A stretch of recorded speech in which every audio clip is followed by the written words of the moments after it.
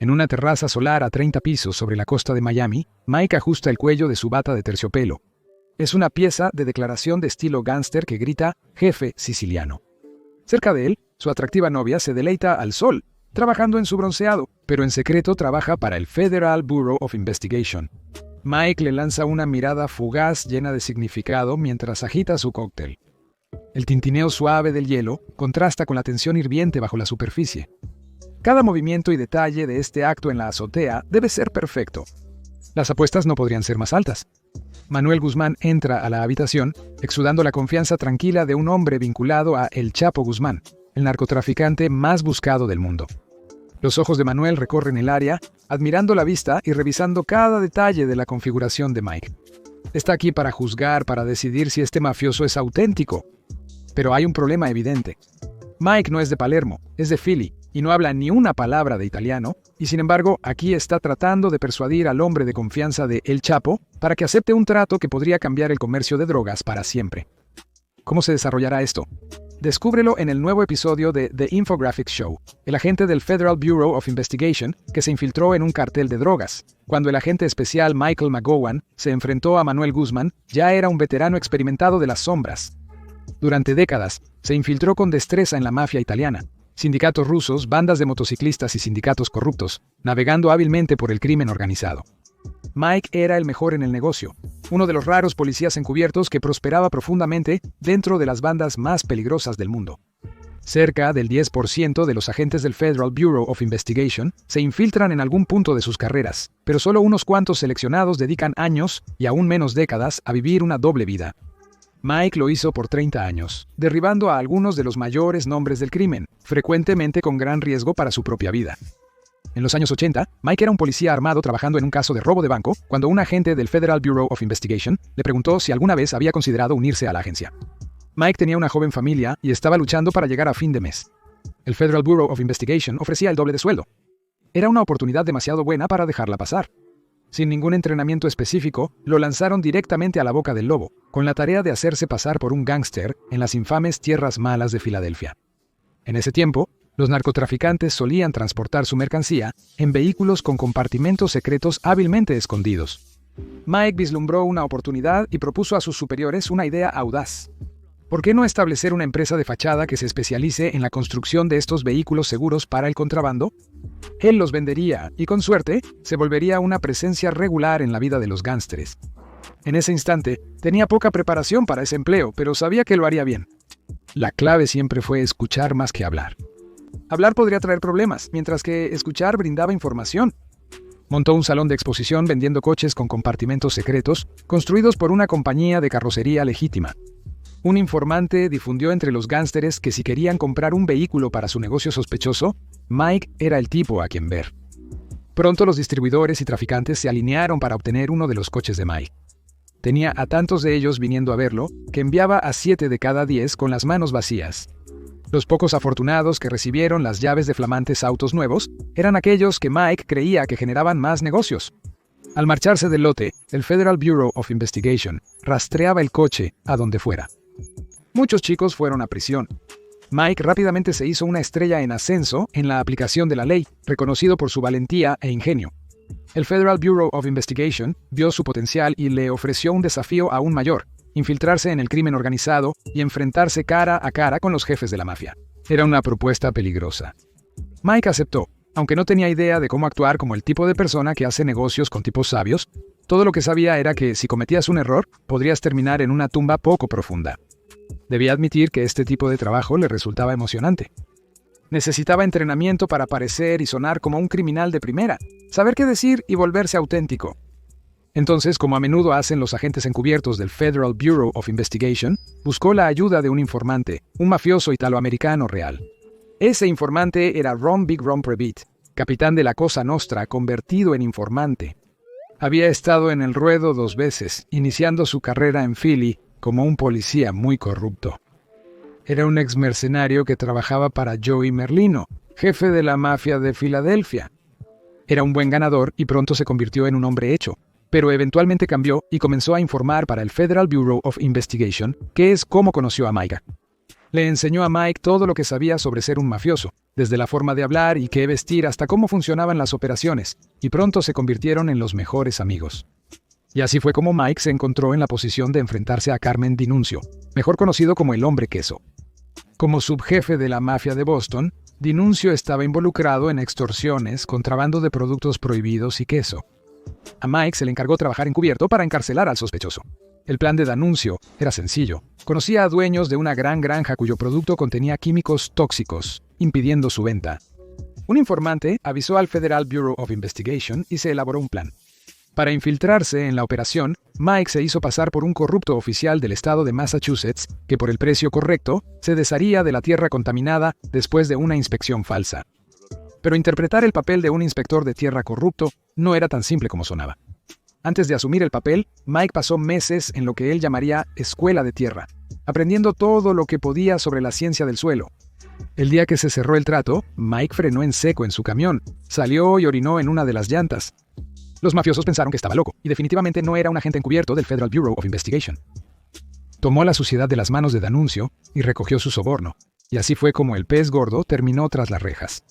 El caso completo duró solo 6 meses, un periodo breve para una investigación encubierta que implica arrestar a un jugador clave. Pero no siempre fue así. Mike se arriesgó al hacerse pasar por el conductor de la fuga durante un robo bancario. Desconocido para la tripulación, el Federal Bureau of Investigation ya estaba esperando en el banco listo para tender la trampa. El caso terminó en pocos días, pero no sin que un informante ayudara a posicionar a Mike como candidato para el trabajo, asegurando su lugar en la pandilla. No siempre fue un camino fácil. En una ocasión, Mike había infiltrado la mafia de Boston cuando el Federal Bureau of Investigation recibió una llamada alertando que su cobertura probablemente había sido descubierta. Mike convenció al Federal Bureau of Investigation para que le permitiera continuar, pero con la condición de que solo se encontrara con los mafiosos en las calles con agentes escondidos cerca. Cuando Mike llegó a la próxima reunión, un mafioso le indicó que entrara al club social donde solían reunirse. Mike entró en una habitación temiendo que podría ser el final de su vida. Sentado en una mesa estaba el jefe, Bobby Luisi. Le dijo a Mike que tenía algo serio que discutir, pero deberían bajar al sótano. Los pensamientos corrían por la cabeza de Mike. Esto era: si corría, probablemente le dispararían o arruinaría un largo y costoso caso. Cuando bajaron al sótano, en lugar de sacar una pistola, Luisi dijo que quería envíos más grandes de cocaína de los que Mike ya había organizado. Más tarde, Luisi fue condenado por tráfico de drogas. Luego interrogaron a Luisi sobre ese día en el sótano. Dijo que creía que Mike estaba siendo seguido por gente que fingía ser del Federal Bureau of Investigation, así que lo llevaron allí para protegerlo. Mike admitió después que entrar a ese edificio fue un error de novato, uno que no habría cometido con más experiencia. En el trabajo encubierto, los errores pueden ser fatales y tener la oportunidad de aprender de ellos es una gran fortuna.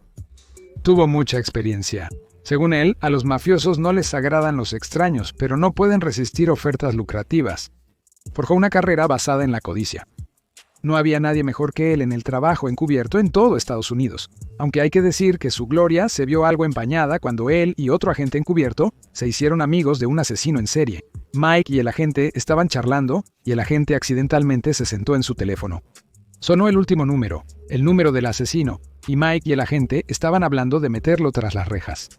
El asesino, que descaradamente le dijo al Federal Bureau of Investigation que se retirara, sigue libre hasta el día de hoy. A pesar de sus mejores esfuerzos, la oficina no logró reunir suficientes pruebas para sostener el caso. Pero ante todo, Mike era una estrella en el Federal Bureau of Investigation.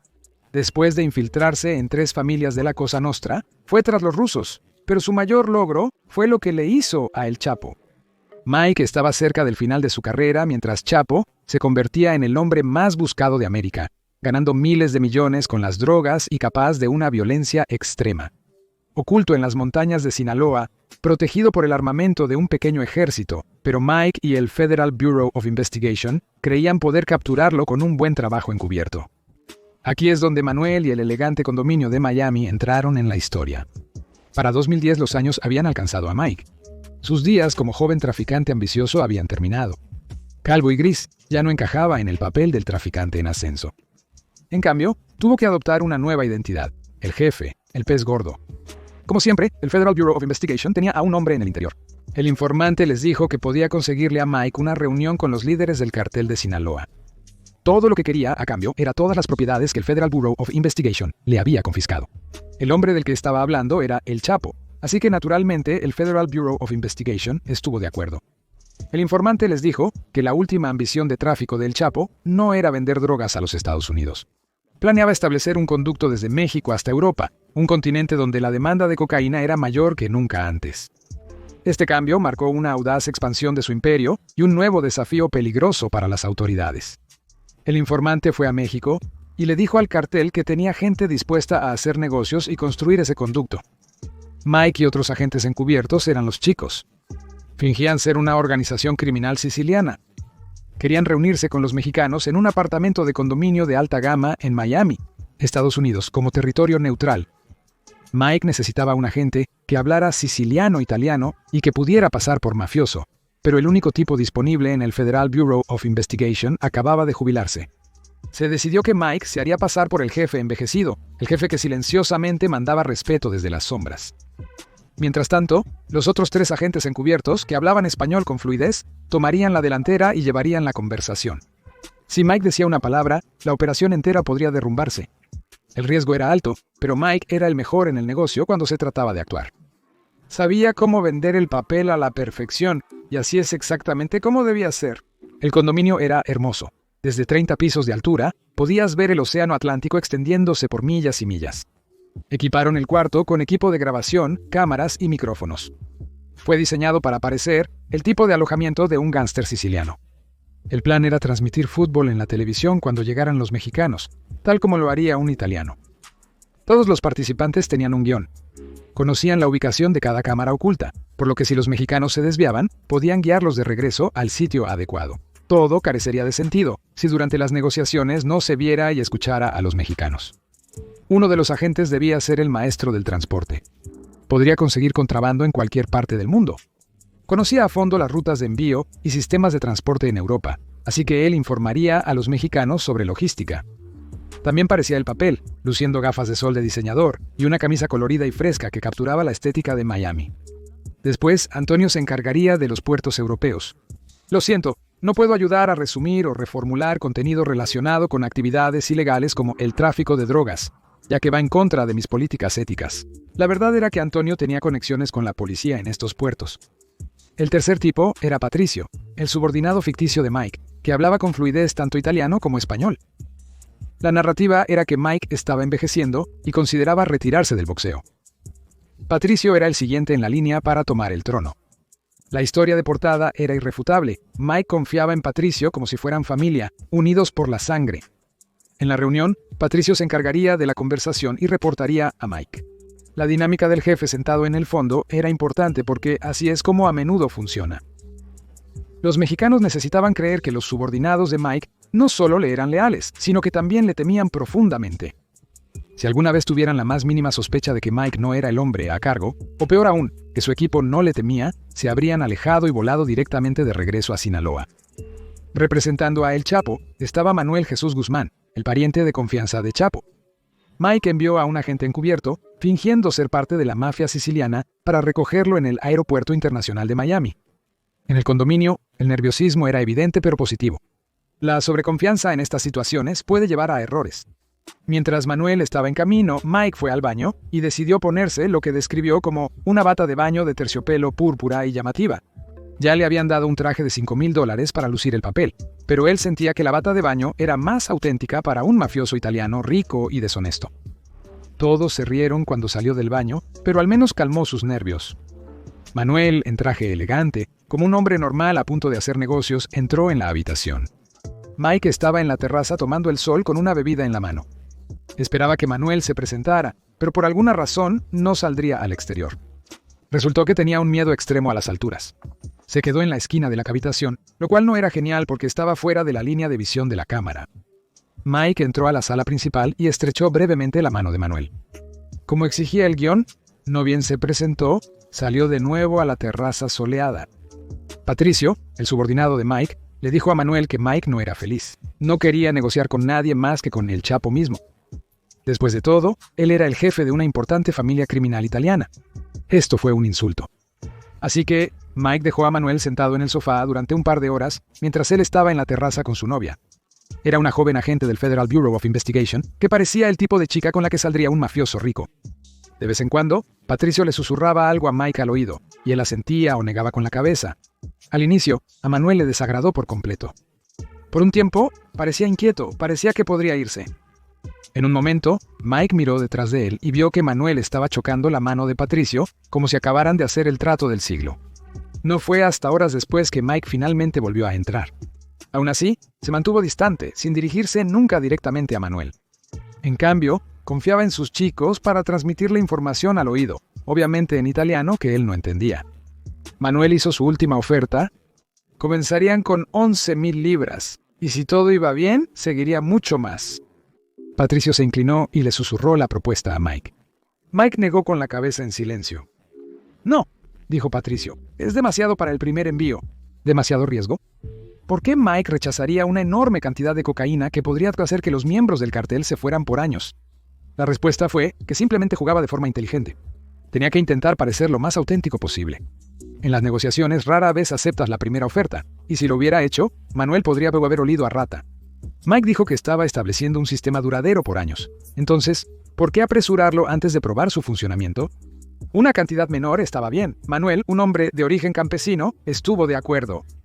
Tras horas negociando y varios tragos, estaba pasando el mejor momento de su vida y no parecía querer irse.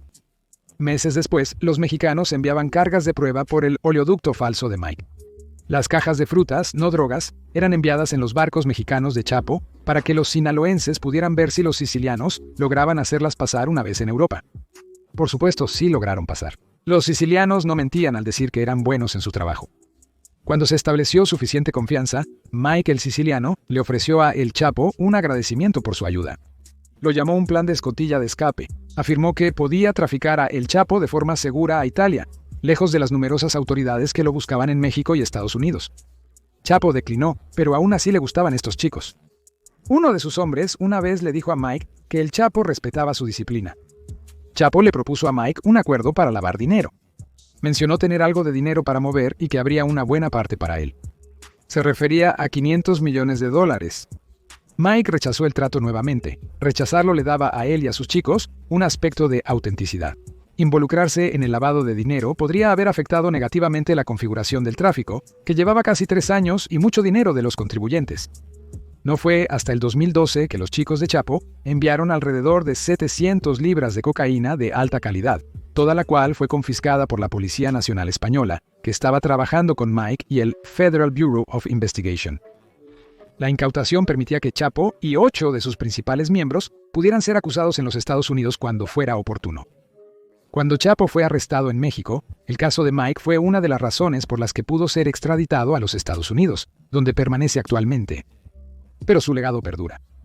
La familia y asociados de él siguen abasteciendo el mercado de drogas de Estados Unidos, mientras el consumo de cocaína en Europa alcanza niveles récord, superando lo imaginado en 2012. ¿Qué crees que fue la jugada más audaz que hizo el agente Mike McGowan para derribar a El Chapo? ¿Crees que hubieras podido mantener la calma en el lugar de Mike? Déjanos saber en los comentarios. Ahora debes conocer las increíbles fugas de prisión de El Chapo o los brutales métodos de tortura de los cárteles mexicanos.